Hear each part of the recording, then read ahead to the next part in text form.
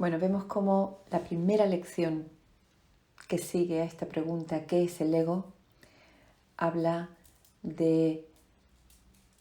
nos cuenta que el conflicto no existe. Y es que el ego no es otra cosa que la idea de conflicto, la idea de que es posible que en la unidad pura del amor o Dios surja otra cosa, otra voluntad. Una voluntad que de hecho está en oposición a la voluntad de Dios, a lo que es, al uno sin segundo. Cuando hablamos de, por ejemplo, de la no dualidad, decimos Advaita, esa palabra sánscrita, ¿no?, que se traduce muy precisamente como el uno sin segundo, como una manera muy, muy aséptica y muy descriptiva de nombrar lo real, el uno sin segundo. Brahman, el dios de este curso, no tiene segundo. Por tanto, esa voluntad que se describe como el opositor, esa voluntad en oposición, esa voluntad que parece surgir, venir a la existencia ahí donde el uno sin segundo termina, como si el uno sin segundo tuviera algún final, algún límite, eso es el ego. Esto nos tiene que empezar a poner sobre la pista, ¿no? El ego es un sueño, una ilusión, una alucinación. Ahora vamos a entrar de lleno en esta pregunta que el curso contesta aquí. ¿Qué es el ego?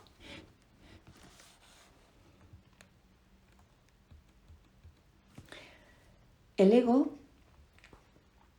no es otra cosa que página 500 del libro de ejercicios. El ego no es otra cosa que idolatría. ¿No? Idolatría, es decir, el ego es un ídolo. ¿No? Ego es yo. Es un ídolo, es un símbolo, es una versión inventada de yoidad. Es un símbolo.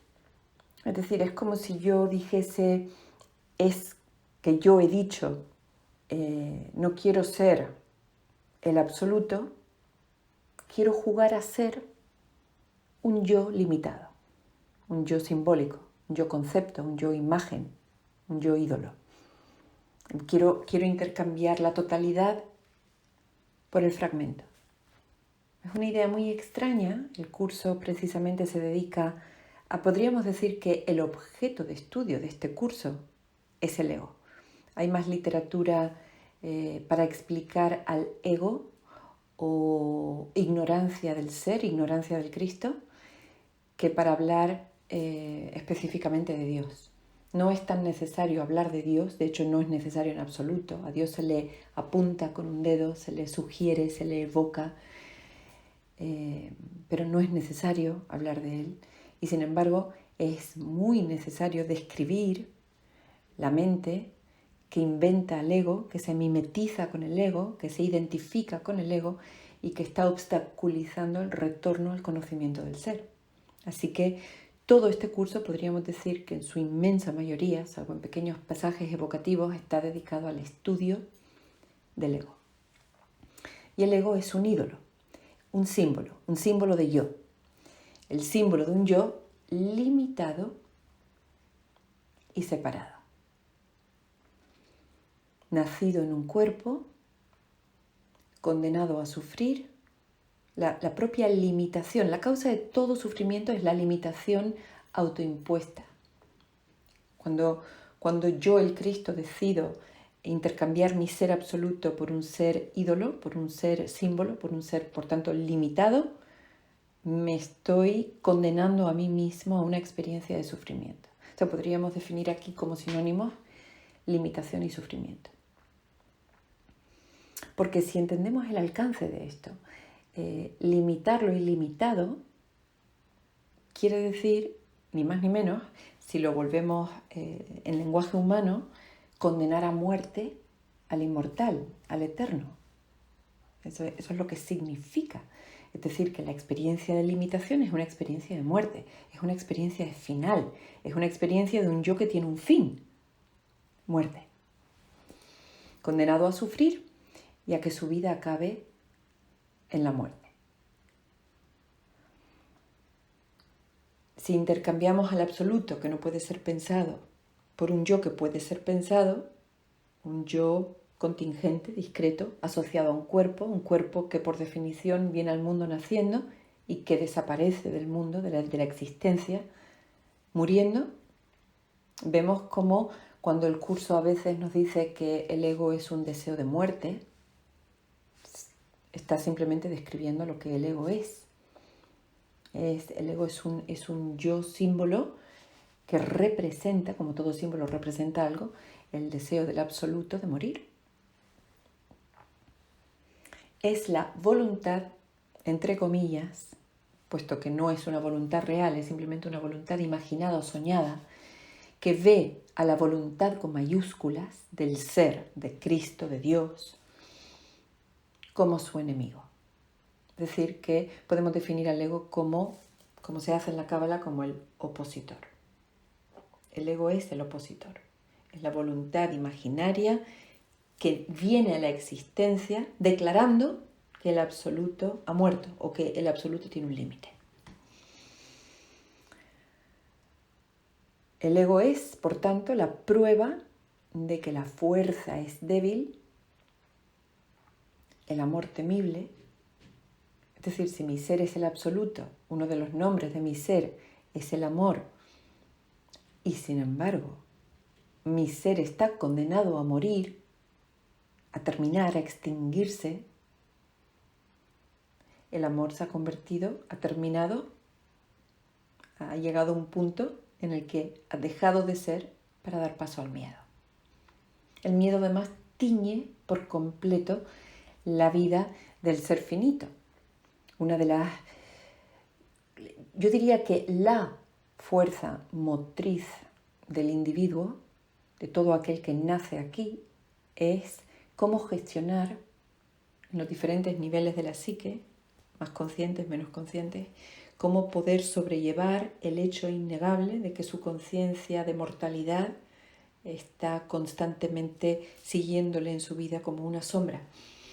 Todo aquel que nace aquí sabe, hay un momento en la infancia en el que tomamos plena conciencia de que vamos a morir.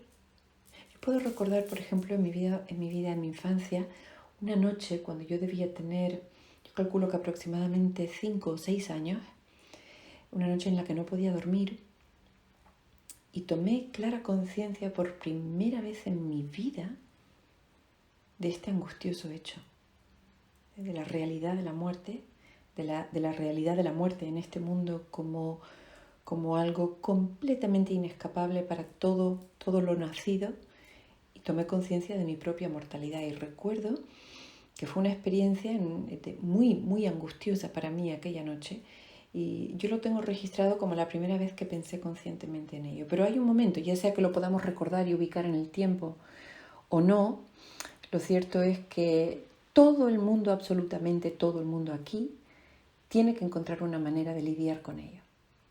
Porque es, como digo, la fuerza motriz, es la fuerza dinámica esencial de nuestra individualidad. La manera en que gestionamos este asunto va a determinar muchísimo cómo va a ser nuestra experiencia de vida personal en el mundo.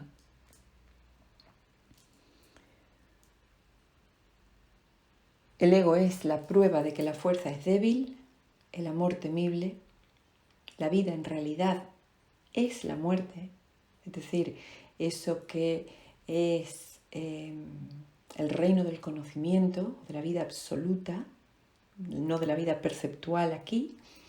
Desde el mundo del ego se percibe como la muerte. De hecho, en el curso se describe en el capítulo 19 el temor a Dios, porque desde la perspectiva del ego, el lugar, Dios, el amor, el absoluto, al que apunta el mensaje de este curso, desde la perspectiva del ego, que no está invitado a ir al conocimiento del ser, es la pura muerte. Por eso la resistencia que se opone tan vehemente a este curso.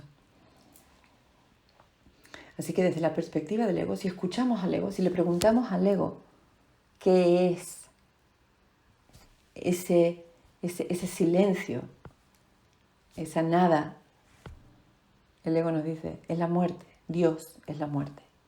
La vida en realidad es la muerte.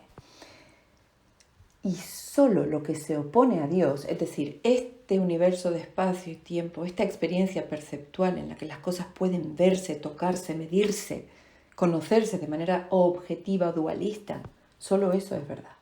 Todo aquello de lo que mis sentidos no me pueden informar, todo aquello que no puedo medir, todo aquello que no puedo conocer utilizando un método de conocimiento objetivo, no existe. Pertenece al reino de la creencia. Y ahí nos dividimos los humanos en aquellos que son muy ingenuos y quieren creer en lo invisible. Incluso hay ateos científicos que dicen que eso forma parte del intento del ser humano de lidiar con su mortalidad, el deseo de consolarse de alguna manera ante lo inevitable y lo temible de la muerte. Y los que tienen la fortaleza de aceptar que después de la muerte no hay absolutamente nada, que la vida es sencillamente este espacio entre vida y muerte, entre nacimiento y muerte, en el que surge un cuerpo, del que brota una conciencia, que aprende, que se relaciona, que aprende a amar, que se aferra, que consigue cosas, etcétera, etcétera, y que luego muere en un alarde de futilidad realmente. ¿De qué sirve todo lo que podamos hacer entre el nacimiento y la muerte si la muerte acaba con todo?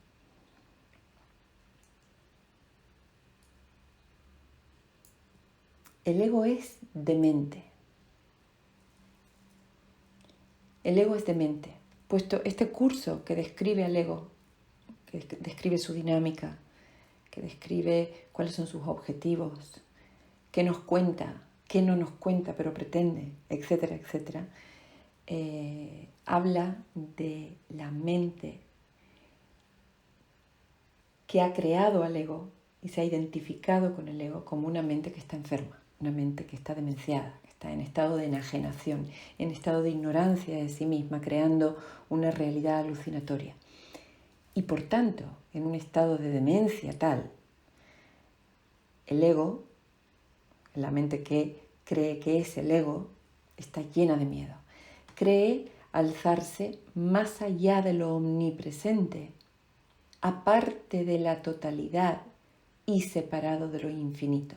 Los que hemos compartido este fin de semana el retiro metafísico, el viaje al inconsciente, y hemos visto ese clip de la película Gravity, tenemos fresco en la memoria, ¿no? el estado de terror en el que bueno, la astronauta queda cuando sale despedida de la nave, cómo representa esa escena a la perfección y cómo muchos pudieron conectar, me han contado, con ese terror ancestral, a nacer, a quedar cortado nuestro cordón umbilical con la madre y de pronto encontrarnos con un destino completamente solitario, enfrentados a un mundo incierto y temible, impredecible, y un mundo en el que la única predicción segura que podemos hacer es que moriremos.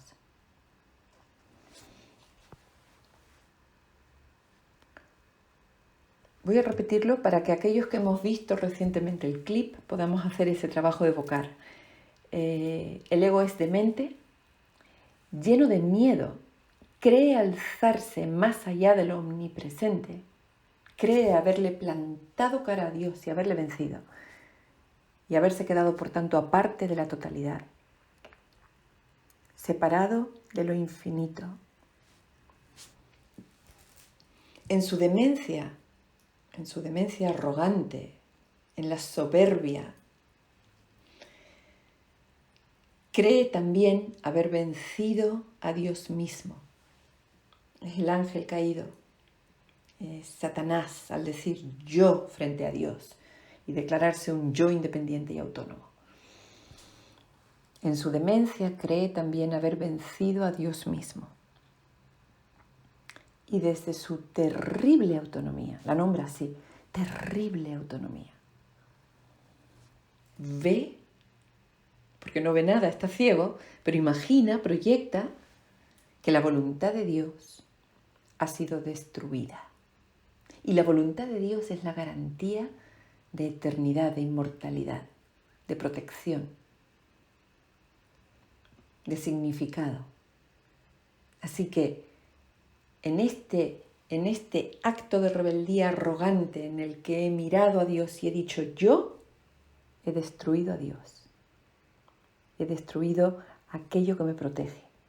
He destruido aquello que me garantiza que mi existencia no tiene límite. Me he condenado, por tanto, a morir.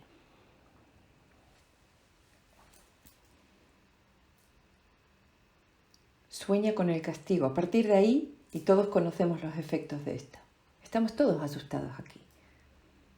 Todos agarrados a nuestros cuerpos como si fueran tablas en medio del océano después de un naufragio, en alta mar, sabiendo que si soltamos esa tabla nos hundiremos en un mar inmenso que nos tragará.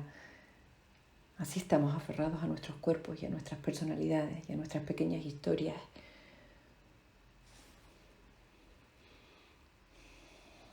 Sueña con el castigo y tiembla ante las figuras de sus sueños. Y podemos mirar las historias de nuestras vidas, ¿no? Unas vidas desoladas en las que nunca hemos encontrado el amor incondicional. Quizá en la vida de cada uno, una figura materna, una abuela, un perrito, quizá un símbolo que se asemejó en la forma más pura a la incondicionalidad del amor.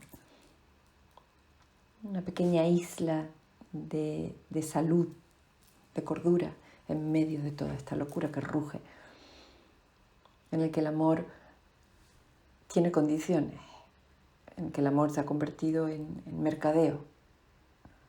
Y estamos todos intentando disfrazarnos, engalanarnos, engañar para poder ser amados. Porque las figuras de nuestros sueños fueron engendradas en un momento de locura y son temibles.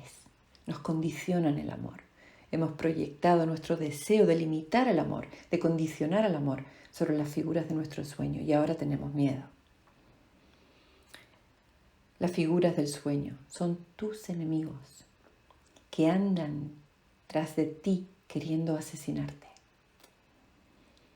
antes de que tú puedas proteger tu seguridad atacando primero. Esto es temible, es tremendo, es impactante, pero es esta forma magistral en la que el curso describe nuestra condición. Ahí cuando el ego está intentando en estado de vigilia continuamente crear filtros que amortigüen la dureza de esta realidad. Y sin embargo este curso la pone frente a nosotros. Nos dice, no intentes amortiguar nada. Date cuenta de cuáles son las consecuencias de este acto de voluntad imaginaria que sin embargo estás experimentando, que sin embargo estás recibiendo en forma de sueño, de alucinación, del que puedes despertar afortunadamente.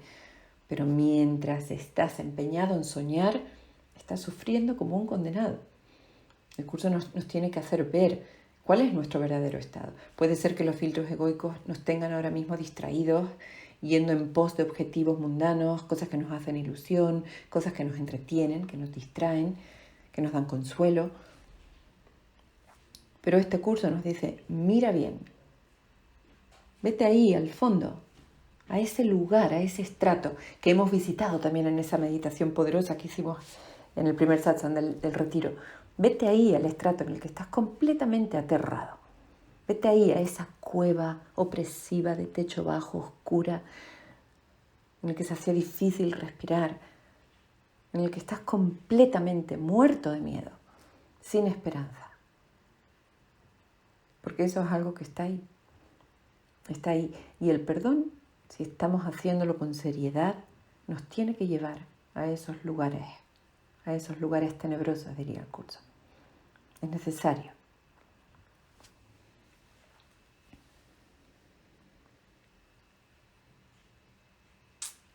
Ahora aquí empezamos ya a cruzar una frontera y se nos empieza a decir, el Hijo de Dios, es decir, yo, nosotros,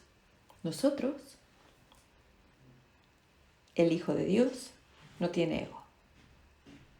Es decir, que aunque el ego se encarga de remachar muchísimo el clavo de sin mí tú no eres, y eso es lo que precisamente produce esa lealtad que tenemos con el ego, por eso lo protegemos como nuestro vástago, como la tabla a la que estamos asidos para no perecer. Sin embargo, aquí nos está diciendo, tú, que eres el Hijo de Dios, no tienes ego, es decir, tú existes más allá de este pensamiento con el que te limitas, más allá de este símbolo de ti mismo que has creado y que amas. ¿Qué puedes saber Él? ¿Qué puedes saber tú? ¿Qué puedo saber yo, nosotros, el Hijo de Dios? De la locura o de la muerte de Dios cuando mora en Él. Es decir, hay un nivel en el espectro de la conciencia en el que no estoy engañado con respecto a quién soy. Hay un nivel de mí, aquí, ahora, si voy suficientemente profundo en mi indagación, en el que me encuentro conmigo mismo en un estado de perfecto conocimiento, en el que no solo no tengo ego, sino que ni siquiera puedo concebir al ego, en el que no puedo siquiera pensar en la muerte como una realidad, puesto que moro en el reino de la vida eterna, puesto que moro en los brazos de Dios, puesto que conozco a Dios como el absoluto y yo como su efecto no puedo sino compartir sus atributos. ¿Qué puede saber el Hijo de Dios infinito, inmortal, que mora en Él, de penas o de sufrimientos, cuando vive en una dicha eterna? Es muy interesante que podamos escuchar estas palabras, no como si nos estuviese hablando de un ser que vamos a descubrir cuando nos muramos, que vete a saber si es verdad o no. Todavía podemos dudar de lo que este curso nos está enseñando. No, este curso está hablando de ti ahora, en un nivel. Hay un nivel en el que esto es así ahora. Tú ahora, en el nivel real de ti mismo, vives en una dicha eterna. Nada puede perturbarla. ¿Qué puede saber el Hijo de Dios sin ego? Del miedo o del castigo, del pecado o de la culpabilidad, del odio o del ataque. ¿No te gustaría, no te incita esto a hacer una inmersión profunda, realmente profunda? El lugar más profundo de ti, en el que todas las ilusiones han quedado superadas y tú estás en este estado. ¿No te llena de gozo saber que no tienes que recorrer un camino en el espacio y en el tiempo para acceder a este estado? Que este estado ya es. Que hay un lugar en ti ahora en el que no conoces el sufrimiento. En el que lo único que te rodea es paz eterna, por siempre imperturbable y libre de todo conflicto, en la tranquilidad y silencios más profundos.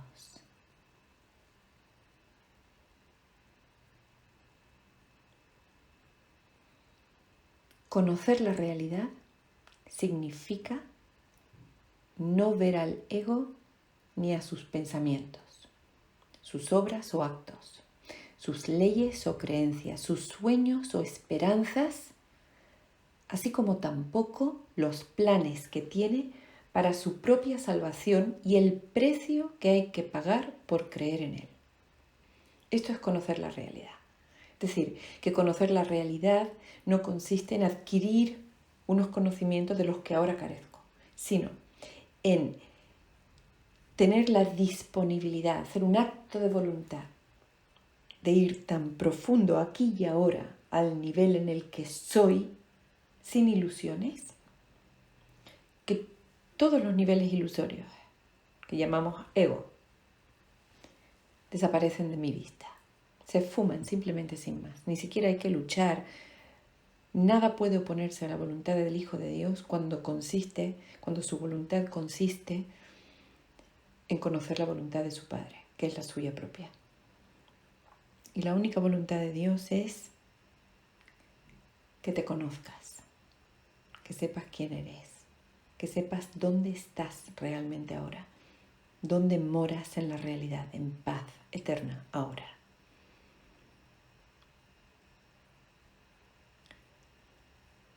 Desde el punto de vista del sufrimiento, el precio que hay que pagar por tener fe en Él es tan inmenso que la ofrenda que se hace a diario en su tenebroso santuario es la crucifixión del Hijo de Dios. Como siempre, este tópico, la crucifixión, lo podemos ver como un evento espacio-temporal, un evento histórico que le sucedió a un objeto cuerpo concreto llamado Jesús, o la podemos ver como eso que yo estoy experimentando, como un ataque a manos propias cada día. No solo cada día, cada instante de conciencia de cada día. Cada vez que elijo conocerme como un objeto, limitarme por tanto, conocerme como un ídolo, como un símbolo, como un yo limitado, me estoy condenando a morir. No a morir cuando acabe mi vida en el cuerpo, me estoy condenando a morir ahora. Estoy renegando de aquel que me creó para la dicha sin opuesto. Estoy eligiendo el opuesto de la dicha. Estoy eligiendo el sufrimiento. Y lo hago continuamente cada día. Y la sangre no puede sino correr ante el altar donde sus enfermizos seguidores se preparan para morir. Muchas veces también cuando vemos, por ejemplo, toda esa parafernalia, toda esa simbología, ¿no? Elevada a la categoría de arte, porque, por ejemplo, yo que he vivido en Andalucía y algunos andaluces hay por aquí, realmente es tremendo. Por ejemplo, la Semana Santa en Andalucía. Toda esa imaginería católica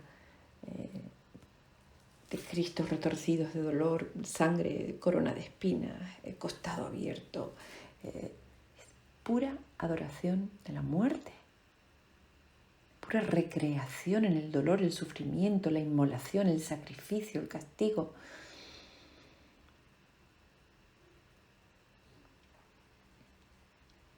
Ahí cobra todo el sentido cuando se dice: la sangre no puede sino correr ante el altar donde sus enfermizos seguidores se preparan para morir. ¿No? Y en la espiritualidad malentendida, por ejemplo, del catolicismo, compartir el destino de Jesús, llevar la cruz con Él, sufrir como Él sufrió por la redención de mi propia culpabilidad. Vemos ahí la locura rugiendo. Y esto es arte. Y esto es religión. Esto proclama ser verdad. Y hay mucha gente inteligente que lo cree.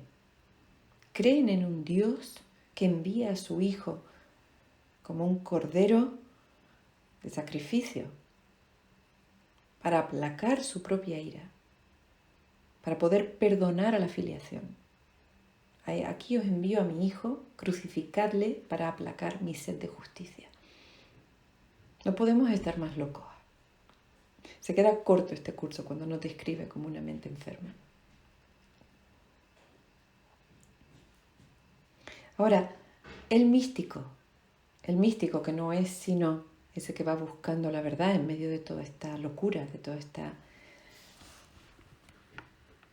este cuento ilusorio que nos contamos, ese no está dispuesto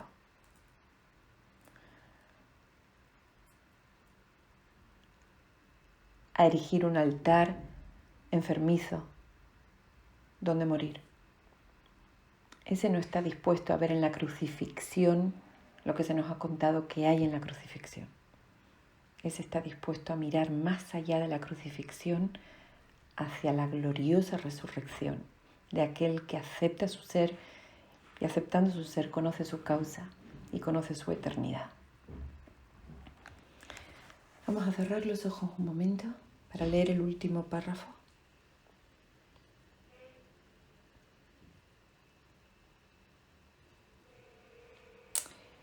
Un párrafo en el que todo se llena de esperanza, porque todo este mundo tenebroso de muerte se convierte en algo fácilmente subsanable, en algo que simplemente requiere la corrección de retornar a la cordura, de sintonizar con la voz de la razón, de escuchar el mensaje que nos devuelve la cordura, que nos recuerda quiénes somos. Cerramos los ojos, nos unimos en un punto de receptividad total, convertidos en un solo ser, escuchando la buena nueva.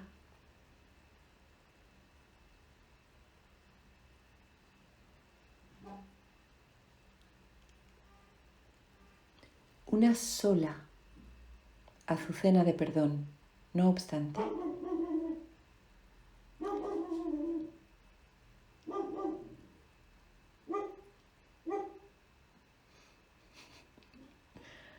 una sola azucena de perdón, no obstante, puede transformar la obscuridad en luz y el altar a las ilusiones en el templo a la vida misma.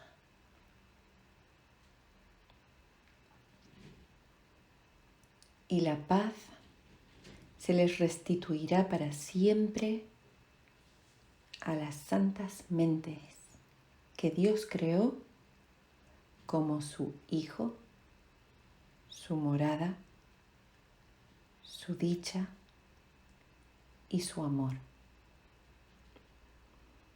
completamente suyas y completamente unidas a Él.